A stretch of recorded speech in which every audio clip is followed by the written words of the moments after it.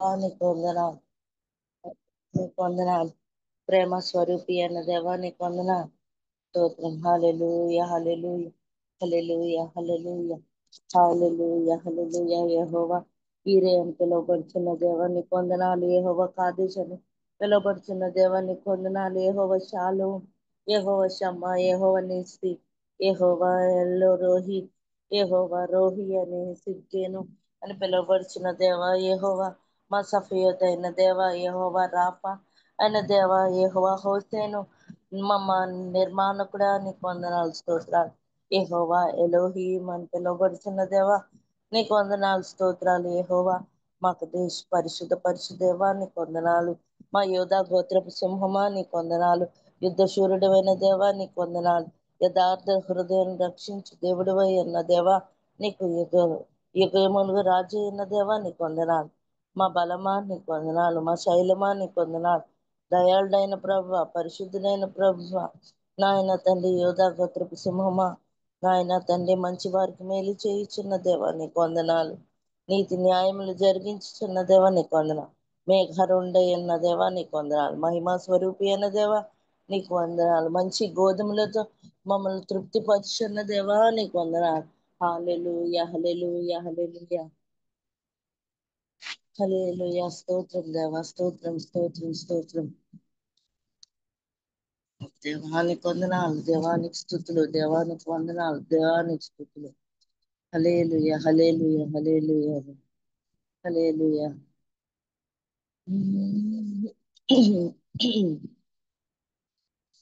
సుదూరము ఈ పయనము, ముందు ఇరుకు మార్గము, ఏ సుదాన పయనము నాతోనే నడుచుచుండగా, నే వెంట వెళ్ళేదా నా రాజు వెంబడి, సుమధుర భాగ్యము యేసుత పయనము. సుదూరము ఈ పయనము, ముందు ఇరుకు మార్గము, యేసు నాకు తోడుగా నా తోడి నడుచుచుండగా, నే వెంట వెళ్ళేదా నా రాజు వెంబడి, సుమధుర భాగ్యము యేసుతో పయనము. నే వెంట వెళ్ళేదా నా రాజు వెంబడి, సుమధుర భాగ్యము యేసుతో పయనము. తండ్రి దేవా, తండ్రి దేవా, నా సర్వం నీవయ్యా, నీవుంటే నాకు చాలు. నా ప్రియుడా, నా ప్రాణమా, నిన్నారాధించదన్. నా జీవమా, నా స్నేహమా, నిన్నారాధించదన్. తండ్రి దేవా, తండ్రి దేవా, నా సర్వం నీవయ్యా, నీవుంటే నాకు చాలు. స్తోత్రించదా నేను, స్తోత్రించదా దేవా సుందర యేసురాజుని, స్తోత్రించదా దేవా సుందర యేసురాజుని, స్తోత్రించదా దేవా సుందర యేసురాజుని, స్తోత్రించదా. స్తోత్రం, స్తోత్రం, స్తోత్రం. హల్లెలూయా, హల్లెలూయా. గొప్ప దేవ, మహోన్నతుడ, జీవాధిపతి అని ప్రభా మా తండ్రి గారు మీకు వందనాలు, స్తోత్రాలు నాయన. ఉదయకాల సమయం కొద్ది నిమిషాలు నాయన తండ్రి నీ బిడ్డలతో నాయన అందరితో కలిసి నేను స్థుతించడానికి మాకు ఇచ్చిన నాయన తండ్రి మంచి సమయాన్ని బట్టి నీకు వందనాలు, స్తోత్రాలు. ఇదిగో తండ్రి వాక్యపు వెలుగులలో నాయన తండ్రి మమ్మల్ని మేము సరి చేసుకోవాలని ఆశపడుతున్నాము నాయన తండ్రి. నీ బల్ల సమీపంకి వచ్చి ఉన్నాం, నీ బలిపీఠానికి నాయన తండ్రి సమీపంగా వచ్చి ఉన్నాం ప్రభా. ఆశగల ప్రాణాన్ని తృప్తిపరిచే దేవుడు మీరే, మాతో మాట్లాడండి ప్రభా. సరిలేని స్థితిలను సరిచేయండి ప్రభా. ఆదరణ మాటల ద్వారా నాయన ఆదరించండి ప్రభా. నాయన ఉదయకాల సమయాన నాయన తండ్రి నీ తేజో మహిమ నాయన తండ్రి మా మీద ప్రకాశింప చేయమని వేడుకొంచున్నాం నాయన తండ్రి. నాయన నీ నా వాక్యం నాయన తండ్రి విత్తబట్టడానికి నాయన తండ్రి నాయన చెప్పడానికి సంసిద్ధముగా ఉన్న నీ దైవదాసులను నాయన తండ్రి నీ చేతులతో ఎత్తు పట్టుకున్నాను నాయన. నీ నోరు వాటి నోరు నాయన తండ్రి మీరు నింపండి ప్రభ. నాయన పూర్ణ ఆత్మ గలవారుగా చేసి, నాయన పూర్ణ శక్తితో బలంతో నాయన నీ వాక్కును విడుదల చేసి మమ్మల్ని అందరినీ నాయన తండ్రి నీ వాక్కుతో తృప్తిపరచమని మీకే సమస్త మహిమ ఘనత ప్రభావాలను ఆరోపిస్తూ మా రక్షకుడు మా ప్రిప్రభైన యేసుక్రీస్తు ఉన్నత శక్తి గల నామంలో మాత్రమే అడిగి వేడుకొంచున్నాం తండ్రి. Amen. Amen. Amen. Praise Lord sister గారు, దేవుని నామానికి మహిమ కలుగును గాక. Praise the Lord. ఇప్పుడు వచ్చిన పరిశుద్ధులందరికీ దేవుని నామంలో వందనాలండి. ఈ సమయంలో మనకు వాక్యాన్ని అందించడానికి దైవాను చిత్తముగా ఏర్పరచబడిన డాక్టర్ శాంసన్ సుజిత్ కుమార్ అయ్య గారు మనకు వాక్యాన్ని అందించడానికి సిద్ధంగా ఉన్నారండి. అయ్యగారు అందరికీ సుపరిచితులే. కొత్త వారి కోసం సభా మర్యాద కోసం చిరుపరిచయం. అయ్యగారిని పరిచయం చేయడం గౌరవంగా భావిస్తా ఉన్నాను. డాక్టర్ శాంసన్ సుజిత్ కుమార్ గడ్డం గారు మెదడు మరియు వెన్నెముకు సంబంధించిన అనుభవజ్ఞులైన సర్జన్ మరియు వేదాంత విద్యను అభ్యసించిన దేవుని సేవకులు. సిఎంసి వెల్లూరులో ఉన్నత విద్యను అభ్యసించి ఆ సంస్థ నందు వైద్యునిగా అనేక సంవత్సరాలు సేవలు అందించారు. విద్యార్థిగాను వైద్యునిగాను డాక్టర్ సుజిత్ గారు అనేక అత్యున్నత పురస్కారాలు అందుకున్నారు. వారు ఎసెన్షియల్ ఫియర్ ఆఫ్ ఎ ఫిలిగ్రిమ్ అనే గ్రంథమును కూడా రచించారు. ప్రపంచవ్యాప్తంగా వివిధ ప్రతిష్టాత్మక వైద్య సంస్థల ద్వారా వారు వైద్య సేవలు అందించి ప్రస్తుతం అయ్యగారు యూనికోపస్ హెల్త్ ఫౌండేషన్ డైరెక్టర్ గాను మరియు health for truth ministries director గాను సేవలు అందిస్తా ఉన్నారు. అయ్యగారిని అయ్యగారి కుటుంబాన్ని దేవుడు దీవించిన విధానాన్ని బట్టి దేవునికి వందనాలండి. వెల్కమ్ టు అయ్యగారు, ప్లీజ్ అండి. ప్రైజ్ లార్డ్ అండి. అందరికీ దేవుడి నామం. మరి వినిపిస్తుందండి అయ్యగారు? వినిపిస్తుంది అయ్యగారు, ప్లీజ్. ప్రైజ్ లార్డ్ అండి. మరి ఈ ఉదయకాల సమయంలో దేవుని సన్నిధిలో సమయం గడపడం చాలా ఆశీర్వాదకరంగా భావిస్తున్నాను. మరి నన్ను ప్రేమతో ఆహ్వానించినటువంటి అయ్యగారికి మీ అందరికి కూడా నా యొక్క హృదయపూర్వక వందనాలండి. మరి మనందరం కూడా మరి బైబిల్ నుండి సమూయేలు మొదటి గ్రంథము 16వ అధ్యాయము 14వ వచనం. సమూయేలు మొదటి గ్రంథము 16వ అధ్యాయము 14వ వచనం. యెహోవా ఆత్మ సౌలును విడిచిపోయి యెహోవా యుద్ధ నుండి దురాత్మ ఒకటి వచ్చి అతనిని వేధింపగా అని మనం చూస్తాం. మరి అదేవిధంగా కీర్తన గ్రంథము 51వ అధ్యాయము దావీదు రాసినటువంటి కీర్తన మరి 51వ అధ్యాయము 11వ వచనం. నీ సన్నిధిలో నుండి నన్ను త్రోసివేయకుము, నీ పరిశుద్ధాత్మను నా యొద్ద నుండి తీసివేయకుము అని చూస్తాం. చిన్ని ప్రార్థన చేసుకుందామండి. పరిశుద్ధుడైన తండ్రి, దేవా నాయన, ఈ యొక్క ఉదయకాల సమయంలో మేమందరం కూడా ఈ జూమ్ కొడిక ద్వారా నీ సన్నిధిలో ఉన్నామని నమ్ముచున్నాం. దేవా, మరి దాన్ని బట్టి నీకు స్తోత్రం స్తోత్రం స్తోత్రం స్తోత్రం. మరి స్తుతించడానికి గణపరచడానికి ఇచ్చిన సమయాన్ని బట్టి స్తోత్రం. ఈ అర్హత లేనటువంటి మమ్మల్ని నాయన నీవు ప్రేమిస్తున్నందుకు స్తోత్రం. మరి వాక్యం ద్వారా మీరు మాతో మాట్లాడమని పరిశుద్ధాత్మ దేవ వాక్యంలో ఉన్నటువంటి వెలుగులోనికి, సత్యంలోనికి, శక్తిలోనికి నడిపించమని చిన్న ప్రార్థన అంగీకరించమని యేసు నామం అడిగి వేడుకొంచున్నాము తండ్రి. ఆమేన్. మరి దేవుని యందు ప్రియమైనటువంటి వారలారా, మనం ఇక్కడ ఈ 2 వచనాలను గమనించినట్టయితే మరి సమూయేలు మొదటి గ్రంథము 16వ అధ్యాయము 14వ వచనంలో యెహోవా ఆత్మ సౌలును విడిచిపోయినట్టుగా మనం చూస్తాం. మరి సౌలు గారి జీవితాన్ని మనం గమనించి మరి దావీదు గారు అన్నటువంటి మాటలు అయితే కీర్తనలో విన్నామో వాటి విషయమై మరి దేవుని సన్నిధిలో కొంత సమయం గడుపుదాం. సౌలు గారి గురించి మనందరికి తెలిసినటువంటి విషయమే. మరి సమూయేలు మొదటి గ్రంథము మరి 9వ అధ్యాయంలో చూసినట్టయితే అక్కడ సౌలు గారి గురించి మనము కొన్ని విషయాలు నేర్చుకోవచ్చు. సౌలు గారిని మరి దేవుడు సమూయేలు ప్రవక్త ద్వారా మరి ఇశ్రాయేలుకు మొదటి రాజుగా ఎన్నుకున్నట్టుగా మనం చూస్తాం, అభిషేకించినట్టుగా మనం చూస్తాం. 9వ అధ్యాయంలో చూసినట్టయితే మరి బెన్యామీనులో ఒకడైనటువంటి కీషు అనే వ్యక్తి చాలా చాలా భాగ్యవంతుడుగా అక్కడ పేర్కొనబడ్డాడు. 9వ అధ్యాయం మొదటి వచనంలో అతనికి ఒక కొడుకు ఉన్నాడు. ఆ కొడుకు పేరు సౌలు. సౌలు గురించి అక్కడ ఏమని రాయబడి ఉందంటే అతడు బహు సౌందర్యం గల యవ్వనుడు, ఇశ్రాయేలులో అతని పార్టీ సుందరుడు ఒకడును లేడు అని ఉంది. ఇంకొక విషయం ఏంటంటే అతడు చాలా ఎత్తైనటువంటి వ్యక్తి.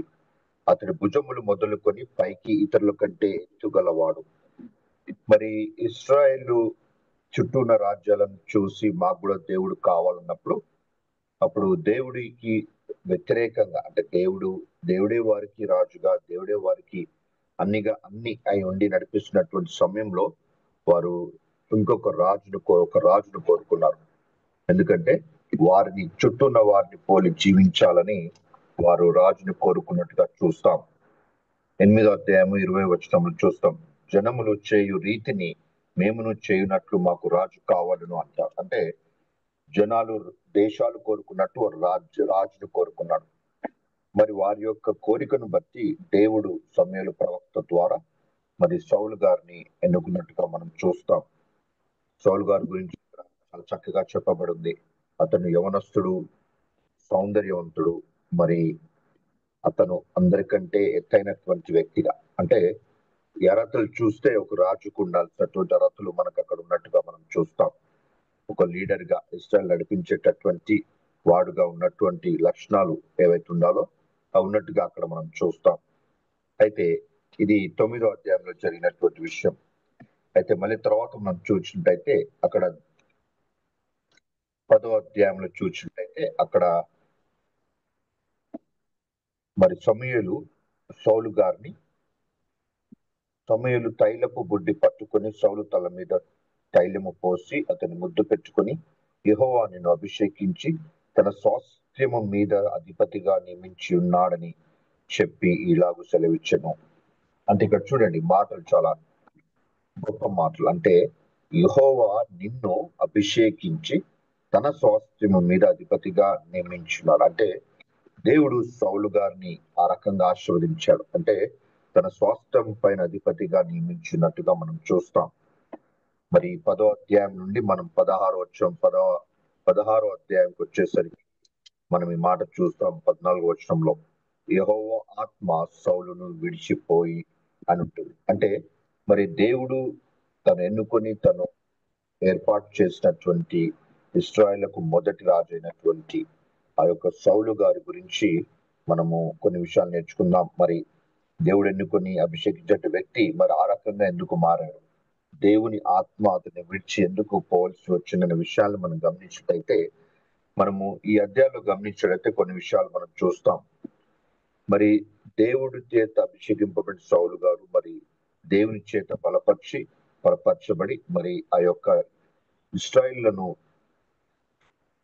యుద్ధాల్లో నడిపించి మరి యుద్ధాల్లో విజయం సాధించినటువంటి వ్యక్తి. మరి అలాంటి వ్యక్తి విషయంలో జరిగినటువంటి విషయాలు ఏంటో మనం చూద్దాం. 13వ అధ్యాయంలో చూసినట్టయితే అక్కడ సౌలు గారు ఒక తప్పు చేసినట్టుగా మనం చూస్తాం. 13వ అధ్యాయము మరి 13వ వచనం చూస్తే అక్కడ దేవుని యొక్క ఆలోచన ఎలా ఉండిందో మరి సౌలు గారు ఏం చేస్తారో మనం చూద్దాం. సమూయేలు మొదటి గ్రంథము 13వ అధ్యాయము 13వ వచనం. నీ దేవుడైన యెహోవా నీకిచ్చిన ఆజ్ఞను గైకొనక నీవు అవివేకపు పని చేసితివి. నీ రాజ్యమును ఇశ్రాయేలు మీద సదాకాలము స్థిరపరచుటకు యెహోవా తలచి ఉండెను, అయితే నీ రాజ్యము నిలవదు అని చెప్పబడి ఉంది. అంటే దేవుని యొక్క ఆలోచన ఎలా ఉండిందంటే సౌలు గారిని తన రాజ్యమును ఇశ్రాయేలు మీద సదాకాలము స్థిరపరచుటకు యెహోవా తలంచి ఉండెను. అంటే యెహోవా యొక్క సంకల్పం అలా ఉండింది. ఇంగ్లీష్ లో చూస్తే when the Lord would have established your kingdom over Israel forever అని ఉంటుంది. మరి అయితే అక్కడ సమూయేలు గారు ఏమంటున్నారు, నీవు అవివేక పని చేసితివి, యెహోవా ఆజ్ఞ గైకొనలేదు, కాబట్టి నీ రాజ్యము నిలవదు అంటున్నారు. అంటే ఏ రాజ్యానికైతే అతను రాజ్యం చేస్తాడో ఆ రాజ్యము నిలవదు అంటున్నాడు. ఎవరినైతే మరి తన స్వాస్థ్యం పైన అధికారం ఇచ్చాడో, మరి ఎవరినైతే రాజ్యమునకు రాజుగా పెట్టాడో, మరి సదాకాలం స్థిరపరచాలనుకున్నాడో అక్కడ ఆ రాజు గురించి మనం చెప్పబడిందంటే ఆ రాజు యొక్క రాజ్యము నిలవదు అని చెప్పబడి ఉంది. ఎందుకంటే పైన వచనాలు మనం గమనిస్తే అక్కడ జరిగింది ఏంటంటే, మరి ఫిలిస్తీన్లతో పోరాటానికి సమూయేలు తన వారితో కూడా ఉన్నప్పుడు, మరి సౌలు గారు వారితో కూడా ఉన్నప్పుడు సమూయేలు ఏమంటాడంటే, నేను వచ్చి మరి అక్కడ నేను దహన బలిని అర్పిస్తాను, మరి తర్వాత యుద్ధానికి సిద్ధపడాలని చెప్పినప్పుడు, మరి సౌలు గారు ఏం చేస్తారంటే సమూయేలు గురించి అక్కడ వేచి ఉంటారు. కానీ 8వ వచనం చూస్తే సమూయేలు చెప్పినట్టు అతను 7 దినములు ఆగినట్టుగా చూస్తాం. కానీ సమూయేలు గారు రాకపోయేసరికి సౌలు గారు ఏం చేస్తారంటే తనంతలో తాను డెసిషన్ తీసుకొని ఏం చేస్తాడంటే దహన బలులను సమాధాన బలులను నా ఎదుకు తీసుకొని రమ్మని చెప్పి అతను దహన బలిని అర్పించినట్టుగా చూస్తాం. తను సాహసించి దహన బలిని అర్పించినట్టుగా చూస్తాం అక్కడ. ఎందుకు అలా చేశాడంటే, మరి అక్కడ చుట్టూ అక్కడ శత్రువులందరూ కూడా అక్కడ పోగవుతా ఉన్నారు. మరి వారిని చూసి మరి సౌలుతో ఉన్నటువంటి వ్యక్తులందరూ కూడా భయపడుతూ, అతను జనులందరూ భయపడచ్చు అన్నట్టుగా ఉంటుంది 7వ వచనంలో. అది చూసి కొంతమంది చెదిరిపోతా ఉంటారు, ఆయన యొద్ద నుండి చెదిరిపోతా ఉంటారు. ఇవన్నీ చూసినటువంటి సౌలు మరి సమూయేలు గురించి ఇంకా వెయిట్ చేయకుండా ఆగకుండా మరి తన సొంతగా మరి తను సాహసించి బలిని అర్పించినట్టుగా చూస్తాం. మరి అది దేవునికి నచ్చినటువంటి విషయం. యెహోవా ఆజ్ఞకు విరుద్ధంగా అక్కడ పనిచేసినట్టుగా మనం చూస్తాం. దేవుని యందు ప్రియమైనటువంటి వారలారా, సౌలు గారు చేసినటువంటి తప్పు ఏదైతే ఉందో అది మనం కూడా ఒకసారి ఆలోచిద్దాం. మన జీవితాల్లో కూడా దేవుడు మనని ఎంతగానో ఆశీర్వదించి ఉన్నాడు. దేవుడు మనకు ఒక పని అప్పు చెప్పి ఉన్నాడు. దేవుడు మనని ఎన్నుకొని, ఇంతకుముందు మనం పాటలు పాడడం, దాంట్లో దేవుడు మనని ఎన్నుకున్నట్టుగా, దేవుడు మనని ప్రేమించినట్టుగా చూస్తాం. మన ప్రేమతో మనం ఎన్నుకొని మనకు ఒక పని ఇచ్చినప్పుడు మరి దేవుని ఆజ్ఞను గాయకొని మనం జీవిస్తున్నామా, లేక మనము సౌలులాగా మన జీవితాల్లో సొంత డెసిషన్స్ తీసుకుంటున్నామా అని ఆలోచించాలి. అంటే కొన్నిసార్లు పరిస్థితులు విపరీతంగా ఉండొచ్చు మనకి. సౌలు గారి పరిస్థితి అలా ఉండింది. అంటే శత్రులందరూ పోగై ఉన్నారు, తనతో ఉన్న సైన్యం భయపడుతున్నారు, కొంతమంది చెదిరిపోతున్నారు శత్రులను చూసి. సమయంలో రాలేదని ఆ యొక్క మనకు అలా అనిపించవచ్చు. లోకరీతిగా చూస్తే అరే మరి ఇన్ని రోజులు వెయిట్ చేస్తాం ఇంకా రాలేదు, మరి ఇలానే ఉంటే ఈ యొక్క సైన్యం అంతా చెదిరిపోతారు అనేటటువంటి సంకల్పం, ఆ ఆలోచనతో సాహసించి బలి నర్పించినట్టుగా చూస్తాం. అది లోకరీతిగా మనకు కరెక్ట్ అనిపించవచ్చు. కానీ దేవుని వైపు నుండి చూస్తే, దేవుడు చెప్పిన మాటలను బట్టి చూస్తే అతడు దేవుని ఆజ్ఞను గైకొనక అని అక్కడ రాయబడి ఉంది. ఆ యొక్క పనిని బట్టి ఎవరినైతే తను స్థిరంగా ఉంచుతాను అనుకున్నాడో రాజ్యాన్ని, ఆ రాజ్యము సౌలు నుండి ఆ రాజ్యం నిలవదు అని చెప్పబడి ఉంది. మరి మనం గమనిద్దాం మన జీవితాలు అలాంటి విషయాలు ఏమైనా ఉన్నాయని. తరువాత మరి 15వ అధ్యాయానికి వద్దాం. 15వ అధ్యాయానికి వచ్చేసరికి అక్కడ సౌలు గారు మరి ఇంకొక తప్పు చేసినట్టుగా మనం చూస్తాం. 15వ అధ్యాయంలో మనం చూసినట్టయితే దేవుడు సమూయేలు ద్వారా సౌలు గారికి ఒక గొప్ప పని అప్పచెప్పాడు. ఇశ్రాయేలును బాధ పెట్టినటువంటి అమాలేకీయులు ఎవరైతే ఉన్నారో వారిని సంపూర్ణంగా సంహరించమని, నిర్మూలం చేయమని చెప్తాడు. 15వ అధ్యాయంలో చూసినట్టయితే 3వ వచనంలో చూసినట్టయితే కాబట్టి నీవు పోయి కనికరింపక అని ఉంటుంది అక్కడ. కనికరింపక అమాలేకీయులను హతము చేయుచు పురుషులనేమి, స్త్రీలనేమి, బాలులనేమి, పసిపిల్లలనేమి, ఎద్దులనేమి, గొర్రెలనేమి, ఒంటెలనేమి, గార్ధబములనేమి అన్నిటినీ హతము చేసి వారికి కలిగినదంతయు బొత్తిగా పాడు చేసి అమాలేకులను నిర్మూలము చేయమని చెప్పారు. అంటే ఇక్కడ ఖచ్చితమైనటువంటి పని అప్పచెప్పబడింది. A definite mission was given to King Saul. ఒక పని అప్పచెప్పబడి ఉంది, ఒక పని చేసుకొని రమ్మన్నట్టుగా చెప్పబడి ఉంది. అమాలేకులైనట్టు వారిని బొత్తిగా పూర్తిగా మనుషులందరినీ, మరి ఆ యొక్క ఎద్దులనేమి, గొర్రెలనేమి, క్యాటిల్ అంతా కూడా ప్రతి దాన్ని పూర్తిగా నిర్మూలం, అమాలేకులను పూర్తిగా నిర్మూలం చేయమని దేవుడు చెప్పాడు. ఇక్కడ అది దేవుడిచ్చినటువంటి ఆజ్ఞ. సౌలు గారు దేవునికి భయపడి దేవుని ఆజ్ఞ గైకొని ఉంటే అతను చేయవలసిన పని ఏంటంటే అమాలేకులను సంపూర్ణంగా నిర్మూలం చేయాలి. కానీ సౌలు గారు అలా చేయలేదు. 9వ వచనంలో 8-9 వచనం చూసినట్టయితే, అమాలేకుల రాజైన ఆగగును ప్రాణముతో పట్టుకొని జనులందరినీ కత్తి చేత నిర్మూలన చేసింది. అంటే మనుషులందరినీ చంపమంటే రాజును మాత్రం ప్రాణంతో పట్టుకున్నారు. అదొక తప్పు. తర్వాత 9వ వచనంలో, సౌలును జనులను కూడి అగగును గొర్రెలలోను ఎడ్లలోను ప్రవ్విన గొర్రె పిల్లలు మొదలైన వాటిలోను మంచి వాటిని నిర్మూలన చేయక, అంటే ఏవైతే ఆ యొక్క గొర్రెలన్నిటినీ క్యాటిల్ అంతటిని కూడా ఏదైతే అన్నిటిని నిర్మూలన చేయమన్నాడో వాళ్ళు అలా చేయక, కొరవినటువంటి గొర్రె పిల్లలను మొదలైన వాటిని ఎడ్లను వారు నిర్మూలన చేయకుండా వారితో కూడా తీసుకుని వచ్చినట్టుగా చూస్తాం. ఇది రెండవ తప్పు చేశాడు. అయితే తను చేసిన విషయాలన్నీ దేవునికి ఆల్రెడీ తెలిసిపోయాయి. దేవుడు అన్ని తెలిసినటువంటి వ్యక్తి. సమయంతో మాట్లాడి అక్కడ దేవుడు ఏమంటున్నా 12వ వచనం చూస్తే, ఉదయమున సమయం లేచి సౌలును ఎదుర్కొనడు పోగా అని ఉంటుంది. అంటే ఆల్రెడీ దేవుడు సమయంతో మాట్లాడాడు. అతని రాజుగా నిర్ణయించినందుకు నేను పశ్చాత్తాపపడుచున్నాను అని అంటున్నాడు.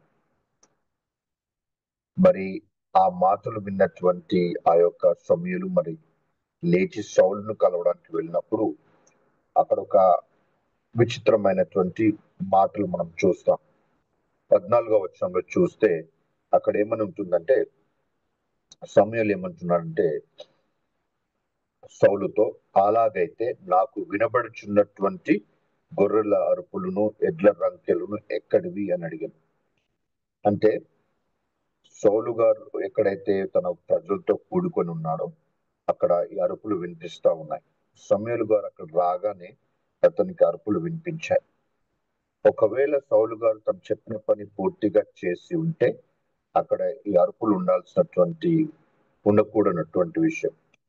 అతని యొక్క మిషన్ ఏదైతే ఉందో ఆ మిషన్ ని పూర్తిగా కంప్లీట్ చేసినట్టయితే అక్కడి చప్పుళ్ళు ఉండకూడదు. కానీ ఆ చప్పుళ్ళు సమయలకు వినిపించాయి. మరి అక్కడ సౌలు గారిని ప్రశ్నించినప్పుడు సౌలు గారు మళ్ళీ ఇంకొక తప్పు చేస్తున్నాడు, అబద్ధం చెప్తున్నాడు. మరి 20వ వచనంలో చూసినట్టయితే మనం చూస్తాం, సౌలు గారు ఏమంటున్నారంటే, నేను యెహోవా మాట విని యెహోవా నన్ను పంపిన మార్గమున పోయి అమాలేకుల రాజైన అగగును తీసుకొని వచ్చి తిని, కానీ అమాలేకులను నిర్మూలము చేసి తిని అని చెప్తున్నాడు. అబద్ధం చెప్పాడు. అది 3వ విషయం. అంటే దేవుడు చేయమంది ఒకటి, కానీ చెప్పిన పని చేయక చేశానని మళ్ళీ అబద్ధం చెప్తున్నాడు. మళ్ళీ 21వ వచనం 4వ విషయం ఏంటంటే, అతను తను సమర్థించుకోవడం చూస్తాం. ఈ సమర్థించుకునే విషయంలో ఏం చేస్తున్నాడంటే అతను దేవుణ్ణి లెక్క చేయనట్టుగా మనకు కనిపిస్తూ ఉంటుంది. 21వ వచనంలో చూస్తే, అయితే గిల్గాలులో నీ దేవుడైన యెహోవాకు బలి అర్పించుటకై జనులు చెప్తములకు గొర్రెలలోను ఎడ్లలోను ముఖ్యమైనటువంటి వాటిని తీసుకుని వచ్చిద్దరని సమూయేలుతో చెప్పాను. అంటే నీ దేవుడు అని చెప్తున్నాడు. ఏ దేవుడైతే సౌలు గారిని ఎన్నుకొని అభిషేకించాడో, మొదటి రాజుగా నిలబెట్టాడో, ఆ దేవుని సమూయేలుతో మాట్లాడుతున్నప్పుడు నీ దేవుడు అని చెప్తున్నాడు. అంటే దేవుని ఒక రకంగా విసర్జించినట్టుగా మనం చూస్తాం. తను ఇక్కడ ఇవన్నీ తప్పులు చేశాడు. ఒక రాజుగా తనకి ఇవ్వబడినటువంటి పనిని పూర్తిగా చేయలేదు. డిసొబీడియన్స్, దేవునికి అవిధేయత, దేవుని చెప్పిన ఆజ్ఞను దేవుడైతే చెప్పాడో, ఏదైతే సెలవిచ్చాడో అది చేయక తను ఆ యొక్క రాజును ప్రాణంతో పట్టుకున్నాడు, తీసుకొచ్చాడు. మరి కొన్ని గొర్రెలను ఎడ్లను కూడా తీసుకొని వచ్చాడు. మరి అబద్ధం చెప్తున్నాడు, నీ దేవుడు అని పిలుస్తున్నాడు. ఇవన్నీ జరిగినప్పుడు అక్కడ సమూయేలు గారు మొదటిగా అక్కడికి వచ్చినప్పుడు విన్నది ఏంటంటే ఎడ్ల రంకెలను మరి గొర్రెల చప్పుడులను విన్నాడు, అరుపులు విన్నాడు. మరి ఇవన్నీ సౌలు గారు ఎందుకు చేయాల్సి వచ్చింది అంటే, సౌలు గారి మాటలోనే మనం విందాం. 24వ వచనంలో అతను ఏమంటున్నాడంటే, 24వ వచనంలో, జనులకు జడిసి వారి మాట వినినందున నేను యెహోవా ఆజ్ఞను వినలేదు అన్నట్టుగా చూస్తాం. అంటే దేవునికి భయపడక, దేవుని మాట వినక మరి జనులకు భయపడ్డాడు, జనుల మాట విన్నాడు. అంటే లోకానికి భయపడి లోకంలో ఉన్నట్టు మాటలు విన్నట్టుగా ఇక్కడ మనం చూడవచ్చు. దేవుని యందు ప్రేమైనటువంటి వారులారా, మనందరము మనలను మనం పరీక్షించుకున్నప్పుడు మరి దేవుడు మనని లోకంలో ఒక పనిని బట్టి నిలబెట్టాడు. మనందరికీ ఒక పని, ఒక మిషన్ అనేది దేవుడు అప్పగించాడు. అంటే ప్రతిరోజు లేచి మరి మన యొక్క అనుదిన కార్యక్రమాలు ముగించుకొని పనికి వెళ్ళడము, పిల్లలను చూసుకోవడము, ఇవన్నీ రెగ్యులర్ రెస్పాన్సిబిలిటీస్ అందరికీ ఉంటాయి. ఇవన్నీ కాకుండా దేవుని బిడ్డలమని పిలువబడుతున్న మనకు, జీవం గల దేవుని బిడ్డలుగా పిలువబడుతున్న మనకు, భారతదేశంలో నివసిస్తున్న మనకు, ఈ రెగ్యులర్ మనం రోజు చేసే పనులు కాకుండా దేవుడు మనందరికీ ఒక మిషన్ అనేది అప్పగించి ఉన్నాడు. మరి ఆ మిషన్ అనేది మనం ఎంతవరకు నెరవేరుస్తున్నాం? విధేయత కలిగి చెప్పింది చెప్పినట్టుగా చేస్తున్నామా? అంటే complete obedience is pleasant to God. దేవునికి చాలా ఇష్టమైనటువంటి విషయం పూర్తిగా విధేయత కలిగి ఉండడం. కొద్దిగా పనిచేసి పార్షియల్ ఒబీడియన్స్ అంటే కొద్దిగా విధేయత కలగడం అనేది అది తప్పు దేవుని సన్నిధిలో. ఇక్కడ సౌలు గారు చేసింది ఈ did not show complete obedience. కొద్దిగా పాటించాడు, కొద్దిగా పాటించలేదు. కానీ అతను ఏమనుకుంటున్నాడు? పాటించానని అనుకుంటున్నాడు. మనం కూడా మన జీవితంలో మనం ఏం చేస్తామంటే చేస్తున్నాం కదా, దేవుడు చెప్పినటువంటి 10 విషయాల్లో 8 విషయాలు చేస్తున్నాము, 2 విషయాలు చేయట్లేదు అంటే అర్థం ఏంటంటే ఇంకా విధేయత కలిగి ఉన్నామని అర్థం. మనం అనుకోవచ్చు 8 విషయాలు చేస్తున్నాం కదా, 2 విషయాలు చేయట్లేదు అంటే నేను కరెక్టే ఉన్నాను కదా, ఓవరాల్ నేను కరెక్టే ఉన్నాను, దేవుని పని చేస్తున్నాను అనుకోవచ్చు. కానీ దేవుని యొక్క సన్నిధిలో దేవుని వైపు నుండి చూస్తే అది అవిధేయతతో సమానం.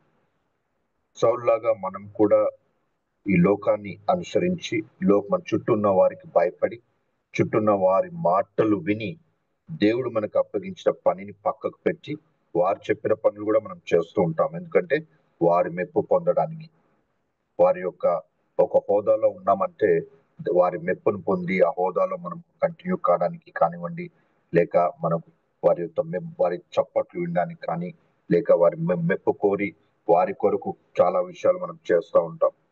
కానీ అది దేవుని వాక్యరీతిగా ఉందా, దేవుడు మనకు చెప్పినటువంటి పనికి కనెక్ట్ అయి ఉందా మనం గమనించాలి.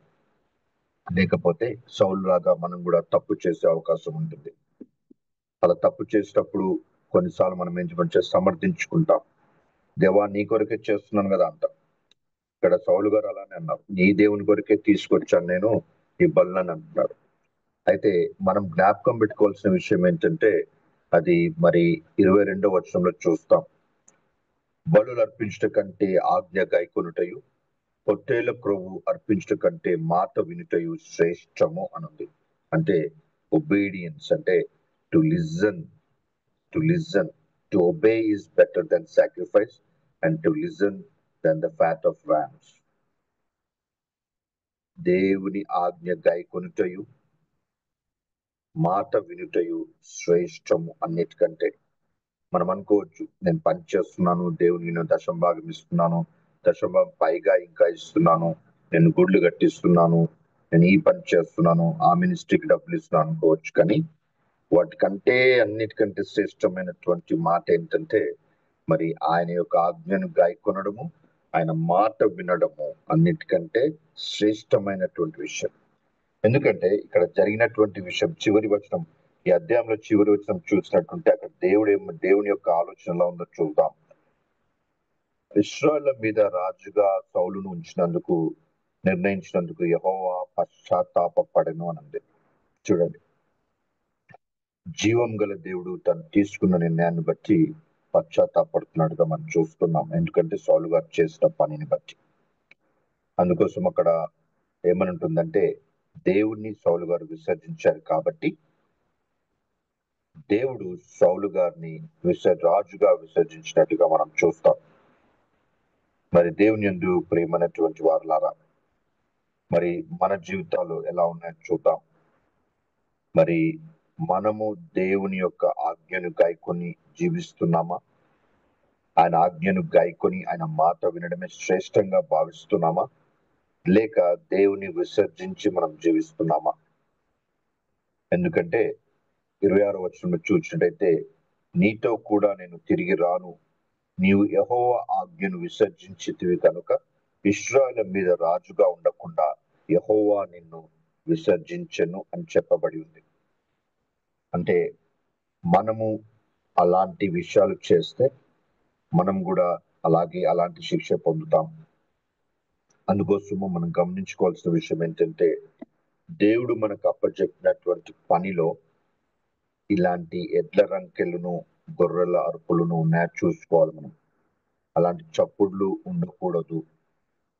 ఎందుకంటే అక్కడ ఆ చప్పుళ్ళు ఉన్నవి సౌలు గారు వింటున్నారు, తనతో కూడా ఉన్న వారందరూ కూడా వింటున్నారు. వాళ్ళకి అలవాటు అయిపోయాయి ఆ చప్పుళ్ళన్నీ. కానీ సమూయేలు గారు రాగానే మొదటిగా అతను వినిపించింది అరుపులు మాత్రమే. గొర్రెల అరుపులను, ఎడ్ల రంకులు వినిపించి, ఎందుకంటే అక్కడ ఉండకూడదు కాబట్టి. కానీ మన జీవితాల్లో కూడా మళ్ళీ అలాంటి విషయాలు ఏమైనా ఉన్నాయో మనం గమనించుకోవాలి. మన హృదయాల్లో, మన జీవితాల్లో దేవునికి వినబడుతున్నటువంటి, మనం ఉండకూడనటువంటి చప్పుళ్ళు ఏవైతే ఉన్నాయో మనం గమనించుకోవాలి. అవి ఏ రకంగా నన్ను ఉండొచ్చు. మనం సమర్థించుకుంటూ, పార్శ్వ విధేయత కలిగి మనం సమర్థించుకుంటూ మనం చేసే పనులు ఏవైనా కావచ్చు. ఆస్తుల వెంబడి పడి ఆ ఆస్తుల యొక్క చప్పుళ్ళు కావచ్చు, అనవసరమైనటువంటి, అది మనకు కావలసిన దానికంటే ఎక్కువగా ఉండేటటువంటి ఆస్తులు కావచ్చు, మనుషుల మెప్పులు పొంది మనం చేస్తున్నటువంటి పనులు కావచ్చు, మనం సమకూర్చుకున్నటువంటి విషయాలు కావచ్చు, ఏవైనా కావచ్చు. దేవునికి వ్యతిరేకంగా ఉన్నటువంటి విషయాలన్నీ కూడా ఇలాంటి అరుపులుగానే ఉంటాయి. మరి అలాంటి అరుపులు దేవుని బిడ్డల విశ్వాసుల జీవితాల్లో, దేవుని కొరకు పనిచేస్తున్న, దేవుని పనిలో జత పని వారిగా ఉన్నటువంటి వారి జీవితాల్లో అస్సలు ఉండకూడదు. మరి అలాగా సౌలు గారి జీవితంలో మనం రెండోసారి విషయం జరిగినట్టుగా మనం చూస్తాం. మళ్ళీ తర్వాత మనకు తెలిసినట్టు ఇప్పుడు ఈ యొక్క వచనం చూస్తాం, దేవుడు ఆత్మ సౌలును విడిచిపోయినట్టుగా మనం చూస్తాం. అయితే తర్వాత మనకు తెలుసు మూడో విషయం, సౌలు గారు ఏం చేశారంటే, మరి రాజుగా ఉండి రాజుగా చేయాల్సిన పనులు చేయకుండా మరి దావీదు పట్ల అసూయపడి, మరి దావీదు రాజుగా ఎన్నుకొనబడ్డాడు. మరి దావీదు తనతో కూడా ఉంటూ, తన దగ్గర ఉండి తనకు సాయం చేస్తున్నటువంటి వ్యక్తి దావీదు. గొలియాతు విషయంలో సాయం చేశాడు. తన దగ్గర ఉంటూ ఆ మ్యూజిక్ వాయిస్తూ తనకు సాయం చేస్తున్నటువంటి, కానీ అలాంటి వ్యక్తిని చంపడానికి చాలా సమయం కేటాయించాడు సౌలు గారు. అంటే ఒక రాజుగా చేయాల్సిన పని చేయకుండా, దేవుని చిత్తాన్ని దేవుని జరిగేటట్టు పని చేయకుండా, దానికి వ్యతిరేకంగా మరి దావీదును చంపడానికి చాలా సమయాన్ని కేటాయించాడు సౌలు గారు. తర్వాత సౌలు గారు చివరి దినాల్లో కూడా సౌలు గారు ఒక తప్పు చేసినట్టుగా మనం చూస్తాం. 28వ అధ్యాయంలోకి వచ్చేసరికి అక్కడ సౌలు గారు రాజుగా ఉన్నప్పుడు ఒక పని చేశారు. సౌలు గారు రాజుగా ఉన్నప్పుడు ఏం చేశాడంటే, తన దేశములో కర్ణ పిశాచము గల వారిని, చిల్లంగి వారిని ఉండకుండా నిర్మూలం చేసినట్టుగా మనకు అక్కడ చెప్పబడింది. అయితే కానీ 28వ అధ్యాయం చివరికి వచ్చేసరికి అక్కడ జరుగుతుంది ఏంటంటే, మళ్ళీ ఫిలిస్తీయులు ఈ యొక్క సౌలు గారి పైన దాడి చేయడానికి సిద్ధపడుతున్నారు. వారిని చూసి అందరూ భయముతో వణుకుతున్నట్టుగా అక్కడ మనం చూస్తాం. అందరూ కూడా భయకంపము నొందినట్టుగా మనం చూస్తాం. అయితే అట్టి సమయంలో మళ్ళీ సౌలు గారు అప్పుడున్నటువంటి పద్ధతి ప్రకారము మరి యెహోవా యొద్ద విచారణ చేయడానికి వెళ్తాడు. యెహోవా యొద్ద విచారణ చేయగా యెహోవా స్వప్నము ద్వారానైనను, ఊరీము ద్వారానైనను, ప్రవక్తల ద్వారానైనను ఏమీ సెలవీయకుండెను. అంటే సౌలు గారు దేవుని యొక్క చిత్తాన్ని తెలుసుకోవడానికి వెళ్ళినప్పుడు అదేది కూడా అతనికి జవాబు దొరకల. ఎందుకంటే దేవుని ఆత్మ అతను విడిచిపోయింది. అప్పటికే సమూయేలు ప్రవక్త కూడా చనిపోయినటువంటి, అంటే చనిపోయిన తర్వాత జరిగినటువంటి విషయం. వీళ్ళెవరు లేరు కాబట్టి తను ఆ యొక్క అప్పుడున్నటువంటి పద్ధతి ప్రకారం దేవుని చిత్తాన్ని తెలుసుకోవాలని కోరుకున్నాడు. కానీ దేవుడు ఏమీ సెలవేయకుండానట్టుగా చూస్తాం. అప్పుడు ఏం చేయాలో తెలియక అందరూ భయపడుతున్నారు, భయకంపముతో ఉన్నారు అందరూ. అటువంటి పరిస్థితుల్లో సౌలు గారు మళ్ళీ చేయకూడని పని చేశాడు. ఏం చేశాడంటే కర్ణ పిశాచి గల ఒక స్త్రీని, మళ్ళీ ఎందేరులో ఉన్నటువంటి కర్ణ పిశాచం గల ఒక స్త్రీ దగ్గరికి వెళ్ళి అక్కడ మారువేషంలో వెళ్ళి ఆమెను అడుగుతాడన్నట్టు. అంటే చనిపోయిన వారిలో నుండి సమూయేలును రప్పింపవాలని చెప్తాడు. అప్పుడు అక్కడ కన్న పిశాచ్ గల వ్యక్తి ఆయన గుర్తించినట్టుగా, భయపడ్డట్టుగా, మళ్ళీ అలా సౌలు గారు చెప్పినట్టుగా సమూయేలు గారిని లేపినట్టుగా చూస్తాం. అప్పుడు ఆ లేపబడినటువంటి సమూయేలు గారితో మరి సౌలు గారు మాట్లాడి దేవుని యొక్క చిత్తం నెరవేర్చుకోవాలన్నప్పుడు అప్పుడు 16వ వచనంలో సమూయేలు ఏమంటాడో చూద్దాం. అందుకు సమూయేలు, యెహోవా నిన్ను ఎడబాసి నీకు పగవాడు కాగా నన్ను అడుగుట వలన ప్రయోజనమేమి? యెహోవా తన మాట తన పక్షముగానే నెరవేర్చుచున్నాడు అని అలా చెప్పుకుంటూ వెళ్తాడు. ఏమంటాడంటే, నా ద్వారా ఆయన సెలవిచ్చి ఉన్నట్టుగా నీ చేతి నుండి రాజ్యము తీసివేసి నీ పొరుగువాడైన దావీదునకు దాన్ని ఇచ్చి ఉన్నాడని చెప్తాడు. అంతేకాక 19వ వచనం చూస్తే, యెహోవా నిన్నును ఇశ్రాయేలును ఫిలిష్తీయుల చేతికి అప్పగించును. యెహోవా ఇశ్రాయేలుల దండును ఫిలిష్తీయుల చేతికి అప్పగించును. రేపు నీవును నీ కుమారులు నాతో కూడా ఉందురని సౌలుతో చెప్పగాను. అంటే సౌలు యొక్క అంతాన్ని అతను చెప్పినట్టుగా అక్కడ మనం చూస్తాం. దేవుని యందు ప్రేమైనటువంటి వారలారా, మరి మనము దేవుని సన్నిధిలో మనల్ని మనం పరీక్షించుకుందాం. దేవుని మనం సొంత రక్షకునిగా అంగీకరించినప్పుడు, దేవుని యొక్క బిడ్డలుగా మనం జీవిస్తూ ఉన్నప్పుడు, యేసయ్య రక్తంలో మనం కడగబడ్డాము. మన పాపాలన్నీ క్షమించబడ్డాయి, పాపాలన్నీ కడగబడ్డాయి. మరి ఆయన నీతిని మనం పంచుకొని జీవిస్తున్నాము అని మనం నమ్మిన వారమైతే మనం ఒకటి బలంగా నమ్మాలి. ఏంటంటే మనము ఇంకా ఈ లోకంలో మనుషులుగా జీవిస్తున్నాము, ఇంకా ఈ లోకంలో యాత్రికులుగా ఉన్నాము. మనము భౌతికంగా చనిపోయే వరకు ఇంకా ఈ శరీరంలో మనం జీవిస్తూ ఉంటాం. ఈ లోకంలో అనేక రకమైనటువంటి ఆకర్షణలు, శోధనలు ఉన్నాయి. మరి మనము కూడా అంటే విశ్వాసులుగా జీవిస్తూ ఉన్నప్పుడు కూడా మనము తప్పులు చేసే అవకాశం ఉంటుంది. అప్పుడప్పుడు మనం తప్పులు చేస్తాం. తప్పులు చేసినప్పుడు మన యొక్క హృదయం ఎలా ఉండాలంటే దావీదు గారి యొక్క హృదయాన్ని పోలి ఉండాలి. సౌలు గారి లాగా మనం చేసిన తప్పే చేస్తూ మరి లోకరీతిగా ఉంటే సౌలు గారి లాగే మన జీవితాల్లో సౌలు గారు ఎలాగైతే దేవుడు లేక చివర్ల దేవుని యొక్క ఆ యొక్క చిత్తాన్ని కూడా తెలుసుకోలేనటువంటి పరిస్థితిలో ఉండి ఏదైతే ఆశ్రయించకూడదో ఆ యొక్క కన్న పిశాచులను ఆశ్రయించిన వ్యక్తిగా చూస్తాం. మన జీవితాలు అలా కాకూడదు. దేవుని యొక్క యేసయ్య గారి రక్తం ఇట్స్ ఆల్వేస్ యాక్టివ్.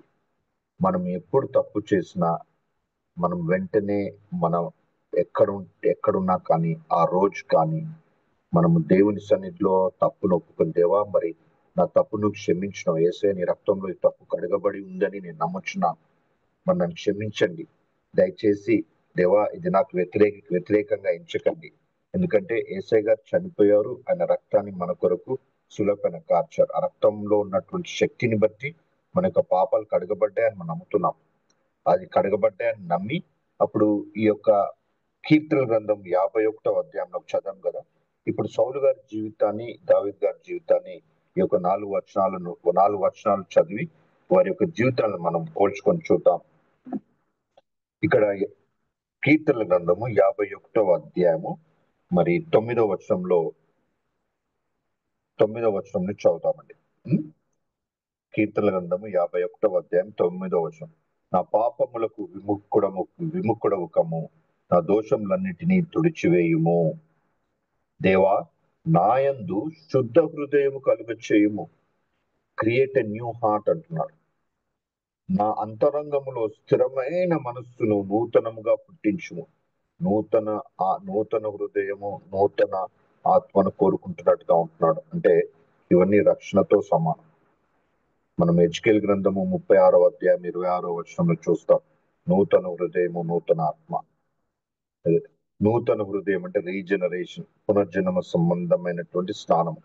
తీతుకు రాసిన పత్రిక 3వ అధ్యాయంలో చూస్తాం. మనము ఈ లోకంలో జీవిస్తున్నప్పుడు మనం మొదటిగా యేసుని సొంత రక్షకు అంగీకరించినప్పుడు ఈ కార్యం ఈ కార్యం మనలో జరుగుతుందని మనం నమ్మాలి. యేసయ్య గారు మన యేసయ్య గారి రక్తాన్ని బట్టి మన పాపాలన్నీ కడగబడ్డాయి, పాపాలు క్షమింపబడ్డాయి, పాపాలు కడగబడ్డాయి. మరి ఏ పాపం ఎరిగిన ఆయన మన కొరకు పాపంగా మారి మరి ఆయన నీతిని అంటే దేవుని నీతిని మనకి ఇచ్చినట్టుగా మనం చూస్తున్నాం. కొరింథీయులకు రాసినటువంటి 2వ పత్రిక 5వ అధ్యాయంలో. మరి అలా జీవిస్తున్నట్టు, రక్షణ పొంది జీవిస్తున్నటువంటి మన పరిస్థితి ఎలా ఉంటుందంటే నూతన హృదయము, నూతన ఆత్మను పొంది ఉన్నాము.